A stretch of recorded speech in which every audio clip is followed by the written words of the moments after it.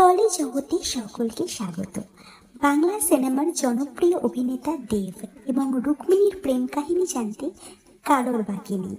আসলে এই জুটিটি ভীষণ জনপ্রিয়। 10 বছরেরও বেশি সময় ধরে এই জুটিটি চুটিয়ে প্রেম করছে। তবে চারিদিকে যখন বিয়ের মরশুম, প্রায় সকলেই বিয়ে করতে চলেছে। এই সময় কি বিচ্ছেদ হতে চলেছে রুক্মিণী ও দেবের? গতকাল রুক্মিণী তার সোশ্যাল মিডিয়া অর্থাৎ ইনস্টাগ্রাম থেকে দেবকে আনফলো করেছে। এই আনফলো করার পর থেকেই ফ্যান্সদের মনে হয়েছে হয়তো তাদের সম্পর্কে বিচ্ছেদ দেখা দিয়েছে। এই এতগুলো বছরে এই প্রথমবার রুক্মিণী দেবকে আনফলো করলো। তবে আসল কারণটা এখনো জানা যায়নি। আশা করব তাদের সম্পর্কটা যেন আগেরই মতো সুন্দর ও যাতে আগেরই মতো সুন্দর থাকে।